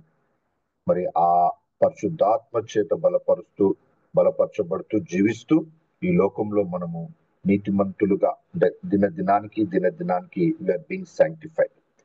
మరి అలా జీవిస్తున్నప్పుడు దావీదు గారు తప్పు చేశారు. మనం కూడా తప్పు చేసే అవకాశం ఉంది ఈ లోకంలో. అలా చేసినప్పుడు మన హృదయం సౌలు గారు లాగా ఉండకూడదు. అంటే పశ్చాత్తాపడి దేవుని సన్నిధిలో చేరి మోకరించి మరి మన హృదయాన్ని తెరిచి దేవుని మనం కోరుకోవాల్సింది ఏంటంటే, దేవా నాకు నీవు శుద్ధ హృదయం కలుగచేయి, స్థిరమైన మనస్సును కలుగచేయి. ఈ యొక్క 11వ వచనం ఇంకా బలంగా ఉంటుంది కదా. అక్కడ ఏముందంటే, నీ సన్నిధిలో నుండి నన్ను త్రోసి వేయకుము. ఎంత ఎంత బలమైనటువంటి మాటలు చూడండి. మళ్ళీ తర్వాత ఏమంటున్నాడు, నీ పరిశుద్ధాత్మను నా యుద్ధ నుండి తీసివేయకుమని చెప్తున్నాడు. దావీదు గారి జీవితంలో కూడా అలానే జరిగింది. తను కూడా తప్పు చేశాడు. సౌలు గారి జీవితంలో ఏ రకంగానైతే సమూయేలు ప్రవక్త తను కరెక్ట్ చేశాడు, సౌలు గారు చేసిన తప్పులని పేర్కొన్నాడో, దావీదు గారి జీవితంలో కూడా ప్రవక్తనే వచ్చి తనకు తప్పుగా తెలిపినట్టుగా మనం చూస్తాం. దాని తర్వాత దావీదు గారి పరిస్థితి ఎలా ఉందో ఇక్కడ మనం గమనించవచ్చు. ఏమంటున్నాడు, నీ సన్నిధిలో నుండి నన్ను త్రోసివేయి, నీ యొక్క పరిశుద్ధ ఆత్మను నా ఎదురు నుండి తీసివేయకు అని దావీదు గారు. పరిశుద్ధాత్మను తీసివేయకు, ఎందుకంటే తను తప్పు చేశాడు. మళ్ళీ సౌలు లాగా ఉంటే సౌలుకు దేవుని ఆత్మ సౌలుని పోయినట్టుగా చూశాడు. ఎవరు? దావీదు సౌలు గారిని పరిశుద్ధాత్మ పోకముందు, దేవుని ఆత్మ పోకం అంటే దేవుని ఆత్మతో ఉన్నప్పుడు, దేవుని ఆత్మతో లేనప్పుడు, రెండు దశలు కూడా, రెండు ఫేజెస్ కూడా దావీదు గారు సౌలు గారి జీవితంలో చూశాడు. సౌలు గారు చేసే తప్పులు దావీదు గారు తెలుసు. అందుకోసం అక్కడ ఏమంటున్నాడు చూద్దాం, నీ పరిశుద్ధాత్మను నా యొద్ద నుండి తీసివేయకుము. దాని తర్వాత ఏమన్నాడు, నీ రక్షణానందము నాకు మరల పుట్టించుము. ఏదైతే రక్షణానందం ఉండిందో ఆ రక్షణానందం మరల పుట్టించుమని అంటున్నాడు. దేవుని యందు ప్రియమైనటువంటి వారలారా, మనము క్రైస్తవులుగా విశ్వాసులుగా జీవిస్తున్నటువంటి లోకంలో ఈ విషయాన్ని మనం మర్చిపోతాం. ఏ విషయాన్ని మర్చిపోతామంటే, రక్షణలో ఉన్నటువంటి ఆనందాన్ని మనము ప్రతి క్షణము ఆనందించం. రక్షణలో ఉన్నటువంటి ఆనందాన్ని ఆనందిస్తూ ఆనందిస్తూ ఆనందిస్తూ జీవించాలనేది దేవుని యొక్క సంకల్పం. రక్షణ అంటే ఆనందం. రక్షణ అనేది జాయ్ ఆఫ్ సాల్వేషన్. మరి ఆ జాయ్ ఆఫ్ సాల్వేషన్ అది మనం కరెక్ట్ గా అర్థం చేసుకోము. ఇంకా మనము ఏదో పోగొట్టుకున్న వారి లాగా, ఏదో పోగొట్టుకున్నటువంటి వారిలాగా డీలగా ముఖాలన్నీ కూడా ఏదో పోగొట్టుకున్న వారిగా డిసప్పాయింటెడ్ గా జీవిస్తూ ఉంటాం. కానీ అది కరెక్ట్ కాదు. రక్షణానందములో ఏది కూడా ఈ లోకంలో రక్షణకు పైగా ఏది కూడా అంత గొప్ప ఆశీర్వాదం లేదని మనకు తెలుసు. అది పొందిన మనము ఆ యొక్క రక్షణానందంలో జీవించాలి. రక్షణానందంలో యేసు మనతో ఉన్నాడు, ప్రతి క్షణము మనతో ఉన్నాడు, ప్రతి నిమిషము ప్రతి క్షణం మనతో ఉన్నాడు. ఆయన మనలో సావాసం చేస్తున్నాడంటే ఎంత గొప్ప ఆనందం ఉందో, ఆనందం ప్రతి క్షణము మనం వ్యక్తపరుస్తూ అది జీవించాలి. అందుకోసం ఇక్కడ దావీదు గారు అనుభవించినటువంటి వ్యక్తి. అందుకోసం ఏమన్నాడు, మళ్ళీ అది ఎక్కడ పోతుందో అని రక్షణానందం నాకు మరల పుట్టించుమని అడుగుతున్నాడు. తర్వాత ఏమంటున్నాడు అంటే, సమ్మతి గల మనస్సు కలుగ చేయము, నన్ను దృఢపరచుమంటున్నాడు. ఎందుకంటే అక్కడ సౌలు గారికి అది సమ్మతి గల మనస్సు లేదు. సమ్మతి గల మనస్సు అంటే విల్లింగ్ స్పిరిట్ అంటే సౌలు గారి యొక్క ఆత్మ ఒకవేళ విల్లింగ్ స్పిరిట్ గా ఉంటే అతను తప్పులు చేసి ఉండేవాడు కాదేమో. మరి దావీదు గారు ఇక్కడ ఏమంటున్నాడు, అయ్యా దేవా, నన్ను నీ సన్నిధి నుండి పంపివేయకుము, నీ యొక్క పరిశుద్ధాత్మ నన్ను తీసివేయకుము, నాకు రక్షణానందం మరల కలుగ చేయము, సమ్మతి గల మనసు అంటే అది మనమందరము దేవుని యొక్క కృపను కోరుకోవాలి. ఏంటంటే అటువంటి మనసు మనకు ఉండాలని, సమ్మతి గల మనసు. వాక్యం చదువుతున్నప్పుడు దేవా, మరి ఈ యొక్క వాక్యాన్ని బట్టి నా యొక్క ఆత్మలోనికి మనకు దేవుడు మన అందరికి, మన ప్రతి ఒక్కరికి మనకు ఒక ఆత్మను ఉంచాడు. మనలో ఆత్మ మళ్ళీ జన్మించినప్పుడు, వీఆర్ బోర్న్ ఆఫ్ స్పిరిట్, ఏసే నమ్మకుని జన్మించినప్పుడు ఆత్మ ఏదైతే పరిశుద్ధాత్మతో బలపరచబడుతుందో అప్పుడు మన జీవితాలు ఎలా ఉండాలంటే సమ్మతి గల మనసు. సమ్మతి గల మనసు అంటే దేవుని వాక్యం ఏది చెప్తుందో అది చేసేటటువంటి ఆత్మ ఉండేటటువంటి వారంగా. మరి మళ్ళీ మనం పరీక్షించుకుందాం. దేవుడి వాక్యాన్ని వింటున్నాం, దేవుని వాక్యాన్ని చదువుతున్నాం, దేవుని వాక్యాలని పాటలుగా పాడుతున్నాం. మరి అవన్నీ కూడా మనము పాటిస్తున్నామా? వింటున్నాము కానీ పాటిస్తున్నామా? వినడము, పాటించడము, విని పాటించడము అన్నిటికంటే శ్రేష్టం. ఇంక్లూడింగ్ దేవుడిచ్చినటువంటి ఆజ్ఞలో గొప్ప ఆజ్ఞ, నీ యొక్క దేవుని మన పూర్ణ హృదయముతో, పూర్ణాత్మతో, పూర్ణ హృదయంతో సేవించాలని, ప్రేమించాలంటే serve the lord with all your heart. అది ఆజ్ఞ. మళ్ళీ అది మనం చేస్తున్నామా? అది మనం చేయనటువంటి వారం అయితే మనం ఒప్పుకోవాల్సిన విషయం ఏంటంటే ఇంకా అవిధేయతలో ఉన్నాం, ఇంకా పాపంలో ఉన్నామని. దేవునికి పూర్ణ హృదయముతో, పూర్ణాత్మతో, పూర్ణ బలముతో దేవుని సేవిస్తున్నాం. దేవుని ఎందుకు ప్రేమైనటువంటి వారిలా అది కావాలంటే మనకు కావాల్సింది సమ్మతి గల మనసు. మరి అలాంటి మనసు మనం కోరుకుందాం. దావీదు దేవుని సన్నిధిలో వేడుకున్నటువంటి గొప్ప బలమైనటువంటి మాటలు మనము ఏం చేద్దామంటే మనం బయాట్ చేద్దాం. ఎందుకంటే మనం ఇంకా లోకంలో ఉన్నాం. అప్పుడే మనం తొట్టిల్తుంటాం. దేవుని యొక్క బిడ్డలు తొట్టిల్లినప్పుడు దేవుడే పైకి లేపుతానని వాక్యం సెలవిస్తాం. మరి అలాంటి పరిస్థితుల్లో మనకు ఉండాల్సినటువంటి హృదయము, ఆత్మ ఎలా ఉండాలో ఇక్కడ మన ప్రాణాత్మలు ఎలా ఉండాలో ఈ వర్షాలు చాలా చక్కగా చెప్పబడి ఉంది. మళ్ళీ ఈ యొక్క 10, 11, 12 వర్షాలు మనం బయాట్ చేద్దాం. మనం జ్ఞాపకం చేసుకుని, మనం మెమరీ వర్సెస్ గా మనం జ్ఞాపకం చేసుకుని, మనకు ఎప్పుడు ఏ ఇబ్బంది ఉన్నా కానీ మనం వెంటనే ఈ వచనాలు దేవుని సన్నిధిలో మనము ఈ వచనాలన్నీ చెప్పి, దేవా మరి అలాంటి సమ్మతి గల మనసు నాకు అనుగ్రహించండి, నేను చేసిన తప్పును క్షమించండి, నీ రక్తంలో అలాంటి క్షమించే ఆ యొక్క బలముందని నమ్ముచున్నాం, నీ రక్తంలో క్షమింపబడి ఉన్నామని, నీ రక్తంలో నేను చేసిన తప్పు క్షమింపబడి ఉందని నమ్ముచున్నాం. నన్ను దయచేసి నీ సన్నిధిని త్రోసివేయకము, నీ యొక్క ఆత్మ నా నుండి తీసివేయకము, నాకు సమ్మతి గల మనసును అనుగ్రహించండి, నీ సన్నిధిలో బలపడేటటువంటి మనసు నాకు అనుగ్రహించండి. నాకు పరిశుద్ధమైనటువంటి నూతన హృదయమును, మరి నూతన ఆత్మ నాకు ఇవ్వమని దేవుని వేడుకుంటూ ఉండే విధంగా ఈ 3 వచనాలని మనము బయాట్ చేసుకుందాం. దేవుని ఎందుకు ప్రేమటువంటి వారులారా, మనకి ఇంకా ఎన్ని రోజులు ఉన్న సమయం ఉందో తెలియదు. మనకి ఈ రోజా, మళ్ళీ ఇంకో నెల, సంవత్సరమా, ఇంకా 10 సంవత్సరాల, ఎవరికి తెలియదు. ఎవరికి కూడా తెలియనటువంటి విషయం ఏంటంటే మనం ఎన్ని రోజులు జీవిస్తామనేది. మరి జీవించున్నప్పుడే, నేడే అనేటటువంటి మాట ఉన్నప్పుడే ఈ మాటలు మనం అర్థం చేసుకుందాం. నేడే మనకు సమయం ఉన్నప్పుడే ఈ యొక్క మన హృదయాలు ఎలా పరీక్షించుకుందాం. దేవుని మాట విని దాన్ని ఒబే చేయడము, వినడము, పాటించడము అన్నిటికంటే శ్రేష్టము. అందుకోసము చివరిగా ఒక మాట విని మనము ముగించుకుందాం. అక్కడ సమూయేలు గ్రంథము 1వ అధ్యాయము 15వ వచనంలో ఏమనుందంటే, 22వ వచనంలో ఏమంటుందంటే, 23వ వచనంలో తిరుగుబాటు చేయడం. సౌలు గారు చేసింది ఏంటి? తిరుగుబాటు. అది పాపమా కాదా అని అన్నప్పుడు ఒకటి చాలా స్పష్టంగా ఏమనుందంటే, తిరుగుబాటు చేయుట సోద చెప్పుటయను పాపముతో సమానము. Rebellion is as a sin of divination అని ఉంది. రెండోది ప్రిజంప్షన్. అంటే సౌలు గారు ఏమనుకున్నారు?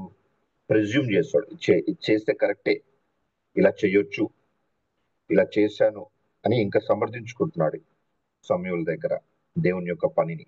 అంటే ఈస్ ప్రిజ్యూమింగ్. మనం చాలాసార్లు అలా చేస్తాం. ఇక్కడ దాని గురించి ఏమని రాయబడిందంటే, మూర్ఖతను అగపరచుట మాయా విగ్రహము గృహ దేవతలను పూజించుటతో సమానము. ఆ రెండు కూడా పాపంగా ఎంచబడ్డాయి సౌలు గారి జీవితంలో. Presumption and rebellion. మనము దేవుని యొక్క ఆజ్ఞను గైకొనడం లేదు అంటే అర్థం ఏంటి? మనము అక్కడ రిబెలియన్, తిరుగుబాటు చేస్తున్నామని అర్థం. సింపుల్ గా చెప్పాలంటే మరి దేవుడు చెప్పింది చేయక ఇంకోటి చేస్తున్నామంటే అర్థం ఏంటి? విగ్రహారాధన, వేరే దేవతలు పూజించుటతో సమానమని ఇక్కడ చాలా స్పష్టంగా రాయబడింది. రెండు కూడా పాపముగా ఎంచబడ్డాయి. దేవుని ఎందుకు ప్రియమైనటువంటి వారలారా, మనము దేవునిలో సన్నిధిలో మరి దేవుని యొక్క ఆజ్ఞలు గాయకొని వినడమే కాకుండా దాని గాయకొని వినుటయు గాయకొనుటయు శ్రేష్టమని నమ్ముదాం. చిన్న ఆజ్ఞల నుండి పెద్ద ఆజ్ఞల వరకు మనకి ఏదైతే మనము చిన్న ఉన్నప్పుడు నేర్చుకుంటున్నామో, దేవుని పూర్ణ హృదయంతో సర్వ్ చేయాలి, మన పొరుగు వారిని మన వల్ల ప్రేమించాలి, ఇవన్నీ మనమైతే చిన్న ఆజ్ఞలు అనుకుంటాం, కానీ అది అన్నిటికంటే గొప్ప ఆజ్ఞ. అది మనం పాటించడం లేదు అంటే అది పాపమే. అది పార్షల్ గా పాటిస్తున్నామంటే అది పాటించినట్టే. మరి అలా మనం సర్దిద్దుకుంటూ మరి మనము చాలాసార్లు మనకి ఇది సొంత శక్తిలో పాసిబుల్ కాదు, కానీ దేవుని యొక్క కృపను బట్టి మనం తప్పకుండా అది చేయగలం. దావీదు గారు అదే కోరుకున్నారు. దేవా, సమ్మతి గల మనుషులు అనుగ్రహించండి, నన్ను నీ సన్నిధి నుండి తోసివేయకండి, నీ ఆత్మ నా నుండి తీసివేయకండి దేవా. దేవా అని దేవుని వేడుకుంటూ గోజాడుకుంటూ మన జీవితంలో ప్రతిదినము దేవుని సన్నిధిలో సమయం గడుపుతాం. మరి విన్న వాక్యం మనందరిని బలపరచాలని మరి చిన్న వాక్యం గురించి మరి చిన్న ప్రార్థన చేసి ముగించుకుందామండి. పరిశుద్ధుడు అనే తండ్రి, దేవా, మరి నాయన, ఈ లోకంలో నీ బిడ్డలుగా పిలువబడుతున్నాము, నీ నామం ధరించుకొని జీవిస్తున్నాము దేవా. మరి వాక్యంలో ప్రేమ అనేది ముఖ్యమని మీరు చెప్తా ఉన్నారు దేవా. మరి ఆ ప్రేమను బట్టి మీరు మమ్మల్ని ఎంతగానో ప్రేమించారు. మేము అర్థము చేసుకోలేనటువంటి ప్రేమ నాయన, మేము ఆ మాటలు చెప్పలేనటువంటి ప్రేమ. మరి అలాంటి ప్రేమను బట్టి నీకు స్తోత్రం, స్తోత్రం, స్తోత్రం. మరి మేము కూడా అలాంటి ప్రేమ కలిగి ఉండాలని నీ పట్ల, మరి మా యొక్క నేబర్స్ పట్ల దేవా, అది ఆజ్ఞను మేము గాయకొని పాటించే వారిగా మాకు కావలసినటువంటి సమ్మతి గల మనుషులు అనుగ్రహించండి ఆయన. వాక్యం చదువుతున్నప్పుడు దేవా, మరి ఆ వాక్యం గాయకొని పాటించే వారిగా ఉన్నట్లుగా, మరి సౌలులాగా మరి దేవ రిబెలియన్ కానీ ప్రిజంప్షన్ కానీ చేయకుండా జీవించినట్లుగా మమ్మలను నీ సన్నిధిలో దేవా దిద్దుతూ నీ కృపను అనుగ్రహించి దేవా మమ్మల్ని నీ సన్నిధి నుండి తోసివేయక దేవా, మా యొక్క హృదయాల్లో ఉన్నట్టు మాకు ఇచ్చినటువంటి హృదయాలను నూతన పరుస్తూ స్థిరమైనటువంటి మనసును అనుగ్రహిస్తూ సమ్మతి గల మనసును అనుగ్రహించమని దేవా, దావీదు గారు కోరుకున్నట్టుగా అలాంటి హృదయం మాకు అనుగ్రహించమని మరి చిన్న ప్రార్థన రేపు అంగీకరించమని యేసు నామం అడిగి వేడుకొంచున్నాము తండ్రి, ఆమేన్. ప్రైజ్ లార్డ్ అయ్య గారు. దేవుని నామంలో ఇప్పటి వరకు వాక్య పరిచయం చేసిన డాక్టర్ శాంసన్ సుజిత్ గారికి వర్చువల్ ప్రేయర్ ఫెలోషిప్ తరఫున కృతజ్ఞతలండి. మరి సౌలు తిరుగుబాటు చేయటం మరియు మూర్ఖతను అగపరచడం ద్వారా తప్పు మీద తప్పు చేసి చివరికి దేవుడు విసర్జించే స్థాయికి అతను చేరుకున్నాడు. మనం ఆ విధంగా కాకుండా ఎప్పుడైతే దావీదు తప్పు చేసినప్పుడు దేవుని సన్నిధిలో ఒప్పుకున్నాడో, నీ సన్నిధిలో నుండి నన్ను త్రోసివేయకు, నీ రక్షణానందం నాకు మరలా పుట్టించని వేడుకున్నాడో, మనం కూడా అనుదినం సూర్యాస్తమయం లోపల దేవునితో సమాధాన పడాలి. స్వయాన దేవుడే దావీదు కుమారునిగా ఈ లోకానికి వచ్చేదానికి అంగీకరించాడు. అటువంటి హృదయం మనమందరం కలిగి ఉండాలి. మరి ముగింపు ప్రార్థన ఆశీర్వాదం ఇవ్వవలసిందిగా పాస్టర్ విజయ్ కుమార్ గారిని మనవి చేస్తున్నానండి. మరి ఈ దినము శోభారాణి గారు నూతన గృహం రిజిస్ట్రేషన్ ఉంది. అది ఏ విధమైన అడ్డంకులు లేకుండా సజావుగా జరగాలని ప్రార్థనలో జ్ఞాపకం చేసుకోండి. ప్రార్థన చేసుకున్నామండి. అత్యంత కృపయు కనికరము కలిగినటువంటి పరలోకమందున్న మా తండ్రి, నీ ఘనమైన శ్రేష్టమైన పరిశుద్ధమైన నామానికి వందనాలు. ఈ ఉదయకాలాన్ని మాకు ఆశీర్వదించి శాంసన్ సురిపై గారి ద్వారా మరి తిరుగుబాటు విషయంలో ఎలా ఉండాలి అనేటువంటి ఒక చక్కని సందేశాన్ని మాకు అనుగ్రహించారు. మరి దావీదు కూడా ఎన్నోసార్లు చేసినప్పుడు తిరిగి ఆ రక్షణ ఆనందం కొరకు, సమాధానం కొరకు అన్వేషించాడు. మరి అయితే సౌలు అయితే అలా కాకుండా అతను వ్యతిరేకంగా మాట వినకుండా ఆ పని చేసి ఉన్నాడు. ఆ సౌలు లాగా ఇంకా అనేక మంది ఉన్నారు. యెషయా గ్రంథం 1వ అధ్యాయంలో వారు తిరుగుబాటు చేసి వారు తండ్రి అరికాలు మొదలుకొని నడినెత్తి వరకు మరి కట్టబడకుండా, పిండబడకుండా, స్వస్థత లేకుండా ఉన్నారని, ఆకాశము ఆలకించము, భూమి సౌయజ్ఞము, నా ప్రజలు తిరుగుబాటు చేసి ఉన్నారని యెషయా గారి ద్వారా ప్రవశించారు. అయ్యా మేము తిరుగుబాటు అనేది పాపము కిందకి వస్తుంది కాబట్టి, పాపము మరణం తెస్తుంది కాబట్టి, ఆ యొక్క మరణాన్ని తప్పించుకునేటువంటి మీ మాటను ఇదేలై ఎంత దుష్టుడైనా ఎలాంటి వాడినైనా క్షమించేటువంటి హృదయము, మనస్సు, ఆలోచన మీకున్నది కనుక తండ్రి దాన్ని మేము తెలుసుకొని దావీదులాగా రిపెంటెన్స్ అయి దైవ చిత్తానుసారమైన దుఃఖము రక్షణార్థమైనటువంటి మారు మనసును కలుగజేస్తుందని అపోస్తలుడైన పౌలు గారు 2 కొరింథీయులు రాసిన పత్రిక 7:10 చెప్తున్నాడు. ఆ సందర్భాన్ని బట్టి అనేక మంది మేలు పొందినట్లుగా మేము చూస్తున్నాం. నాయన మీ యొక్క ఆలోచన మేము బలహీనులము, వ్యతిరేకం చేసేవారము, ఇవన్నీ కూడా మీకు తెలిసి కూడా మమ్మల్ని ప్రేమించినటువంటి విధానం చూస్తే అది తండ్రి ఎవరు ఇవ్వలేనటువంటి ప్రేమ. అలాంటి ప్రేమను తండ్రి మేము నోచుకోకుండా, అలాగే చనిపోకుండా, మీరు తిరుగుబాటు లేకుండా మీతో సమాధాన పడడానికి మీరు యేసు ప్రభు వారిని మాకు ఇచ్చి ఉన్నారు. ఆయన మేము కూడినప్పుడు మాకు సరస్సుగా ఉంటున్నాడు. ఆయన దగ్గర ఆలోచన, ఆశ్చర్యము అనేక విషయాలు ఉన్నాయి. వాటిని తెలుసుకొని సమాధాన పడడం చాలా అవసరం. సాతాను చేతిలో మరణం ఉంది, క్రీస్తు చేతిలో జీవం ఉంది. ఎప్పుడు కూడా ఆయన చేతిలో నలగడానికి దావీదు ఇష్టపడ్డాడు. అలాగే మేము కూడా తండ్రి ఇలాంటి ఇష్టము కలిగి మరి సమాధానం ఉండడానికి సహాయం దయచేయండి. అలాగే తండ్రి మరి శోభారాణి అమ్మగారు ఆ యొక్క రిజిస్ట్రేషన్ హౌస్ చేసుకొని ఉన్నారు. తండ్రి మరి గృహము అనేటువంటిది ఒక సంకేతం. ఈ లోకంలో మరి తండ్రి శాశ్వతమైన ఏమీ లేనప్పటికీ కూడా మేము నివసించేటువంటి హోదా, ఒక స్థితిని మేము కలిగి ఉండాలని మీరు సెలవిచ్చి ఉన్నారు. మిమ్మల్ని లోకంలో తలగా పెడతాను కానీ తోకగా పెట్టాలని మీరు సెలవిచ్చినారు. నీతివంతులు భూలోకమును స్వతంత్రించుకుంటారని వాక్యం సెలవిచ్చినారు. వాటి ఫలాలను అనుభవించదరని మీరు సెలవిచ్చినారు. మరి మీరు నా మాట విని సమ్మతించి నా మాట విన్నట్లయితే భూమిలో ఉన్నటువంటి మంచి పదార్థములను మీకు పాలిస్తానని మీరు సెలవిచ్చి ఉన్నారు. మరి తండ్రి వారు చేస్తున్నటువంటి ఆ యొక్క రిజిస్టర్ పరిపూర్ణంగా వారి యొక్క ఆలోచనల ఉద్దేశాలు సఫలీకృతం చేసి ఆనందంగా ఆ స్థలంలో వారు నివాసం చేయడానికి మీ దృష్టిని, మీ మనసు నుంచి ఆయన అక్కడున్న ఆటంకాలు, అభ్యంతరాలు తొలగించమని వేడుకుంటున్నాం. అలాగే ఉదయకాలంలో ప్రార్థన మనవులు విని అనేకుల కొరకు ప్రార్థన చేస్తున్న ప్రార్థన వీరుల ఆ టీంను జ్ఞాపకం చేసుకుంటున్నాం. వారి వయసులో పెద్దవారైనప్పటికీ సమయ స్ఫూర్తిగా ఆ కార్యం చేస్తుంటున్నారు. అయ్యా స్తోత్రాలు. పాల్గొన్న ప్రతి ఒక్కరిని కూడా ఆశీర్వదించండి. మరి తండ్రి మీరు అనేకుల కొరకు ప్రార్థిస్తే నేను మిమ్మల్ని క్షేమంగా ఉంచుతానని మరి బబులోను దేశంలో ఉన్నటువంటి ఇశ్రాయేలుకు సెలవిచ్చిన వాడు. మరి తండ్రి మరి శత్రువుల కొరకు లేచి నిలబడినప్పుడల్లా వారిని క్షమించి ప్రార్థించమని సెలవిచ్చిన వాడు. మరి తండ్రి ఆ యొక్క టీంను జ్ఞాపకం చేసుకోండి. అలాగే తండ్రి చక్కని సందేశాలతో ఉదయకాలమే మేము వినడానికి అనుకూలం చేస్తున్నటువంటి ఈ యొక్క పెద్దలందరినీ కూడా ఆశీర్వదించండి. మరి ఎవరి హస్తం అయితే ఉన్నదో వారందరినీ కూడా పేరు పేరున దీవించి ఆశీర్వదించి మరి తండ్రి ఈ ఆలోచన మీరు వారికి పుట్టించినారు. అందుకని తండ్రి పౌలు గారు చెప్తున్నారు, మీలో ఈ సద్భావమును, సత్క్రియను మరి పుట్టించినటువంటి దేవునికి మానక నేను కృతజ్ఞతలు చెల్లిస్తున్నానని మరి తిమోతికి రాస్తున్నాడు. అలాగే తండ్రి మరి మేము తెలియజేస్తున్నాం వారికి కలిగించినటువంటి యొక్క సద్భావానికై, సత్క్రియకై స్తోత్రాలు చెల్లించుకుంటూ నిరంతరము స్తోత్రించబడుతున్న దేవ మీకే వారిని కూడా చెప్తున్నాం.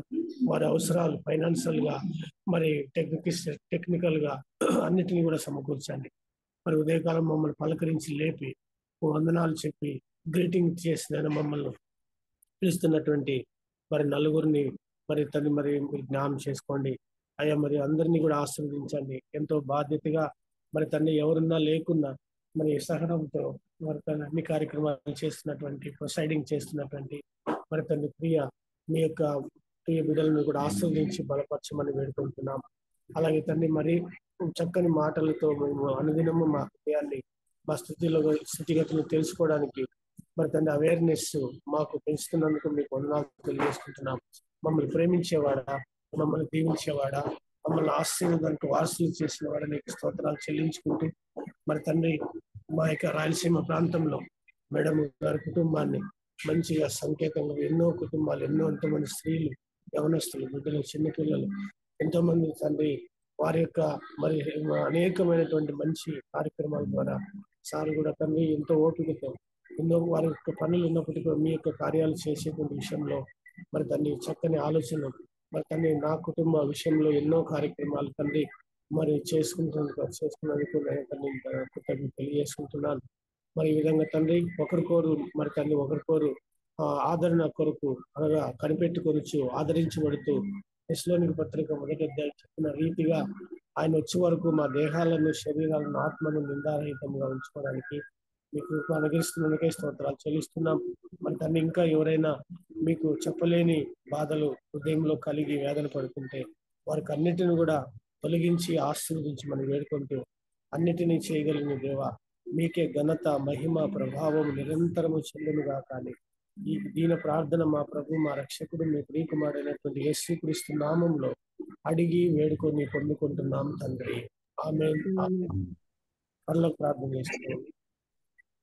పరలోకం తండ్రి, మీ నామము పరిశుద్ధపరచబడును గాక, మీ రాజ్యం వచ్చును గాక, నీ చిత్తం పరలోకమందు నెరవేర్చిన ప్రకారం భూమి మీద నెరవేరును.